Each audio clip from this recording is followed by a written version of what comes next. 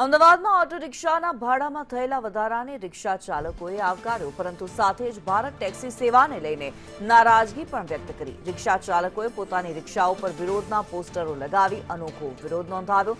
તેમનો આક્ષેપ છે કે ભારત ટેક્સીમાં ટુ વ્હીલરને સામેલ કરવાથી રિક્ષા વ્યવસાયને નુકસાન થઈ રહ્યું છે। સરકારી ધારાધોરણ મુજબ સ્પર્ધા સમાન ન હોવાને કારણે આવક પર અસર પડી રહી હોવાનું રિક્ષા ચાલકોનું કહેવું છે।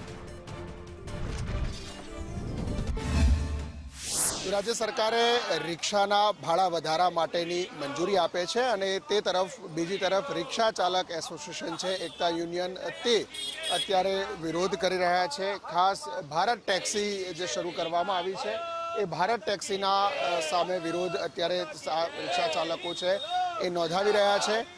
ભારત ટેક્સીની અંદર રિક્ષા ડ્રાઈવરોને વિશ્વાસમાં લેવામાં નથી આવતા, સાથે સરકારી ધારાધોરણ મુજબ ભાડું નથી લેવામાં આવતું એ પ્રકારનો પણ આરોપ છે એ એમના દ્વારા લગાવવામાં આવ્યો છે। શું માંગણી છે? ગઈકાલે ભાડું વધારવાની મંજૂરી રાજ્ય સરકારે આપી છે, અત્યારે વિરોધ છે એનો? ખૂબ ખૂબ આભાર માનીએ છીએ અમે સરકારશ્રીનો, ખાસ કરીને ટ્રાન્સપોર્ટ કમિશનર સાહેબશ્રીનો। ગઈકાલે મિટિંગ આખરી બેઠક કરવામાં આવી, જેની અંદર રિક્ષા ડ્રાઈવરોનું જે ભાડું છેલ્લા 4 વર્ષથી વધારવામાં નહોતું આવ્યું એ વધારવામાં આવ્યું છે। ખાસ કરીને અમારી માંગણી જે 30 રૂપિયા હતી એને 25 રૂપિયા કરવામાં આવ્યું છે, 5 રૂપિયા ઘટાડો એમાં કરવામાં આવ્યો છે। અને જોવા જઈએ તો રનિંગની અંદર પર કિલોમીટર જે 15 રૂપિયા હતા એના 20 રૂપિયા 5 રૂપિયા વધારીને કરવામાં આવે છે।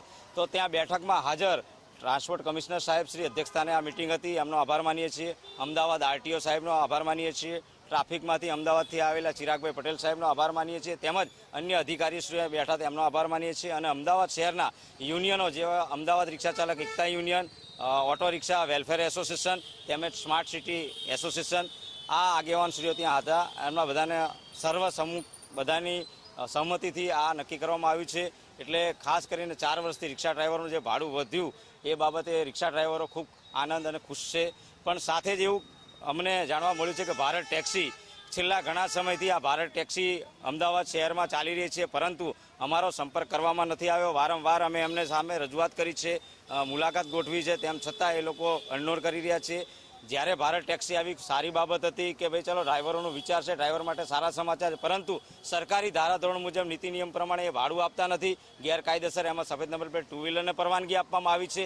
અને ખાસ કરીને રિક્ષા ડ્રાઈવરોને જ્યારે વિશ્વાસમાં ના લીધા હોય ત્યારે અમે આ ભારત ટેક્સીનો બહિષ્કાર કરીએ છીએ। અને સરકારી ધોરણે તો બરોબર છે, અમને સૌ પહેલાં લાલચ આપવામાં આવી હતી કે આ ભારત ટેક્સી આવશે તો તમારે સરકારી ધારાધોરણ મુજબ જે મીટર ભાડું નક્કી કરવામાં આવ્યું છે તે કરી આપવામાં આવશે, જે લગેજ નક્કી કરવામાં આવ્યું છે તે કરી આપવામાં આવશે, જે વેટિંગ આપવામાં આવ્યું છે તે કરી આપવામાં આવશે। થઈ હતી એના બાબતમાં અમારી ગાંધીનગરમાં મિટિંગ બોલાવવામાં આવી હતી, પણ એમાં જે ભાડા 15 રૂપિયા અમે લોકો સજેશન આપ્યું છે કે 15 રૂપિયા મિનિમમ ભાડું કરો, એ ટાઈમે અત્યારે તો હાલમાં 20 કરવામાં આવ્યું છે અને એ ટાઈમ અમારી માંગ કોઈ સ્વીકારવામાં આવી નથી અને અમારા જાણકારી વગર એ ઇલેક્શન કરાવી દીધા ત્યાં અને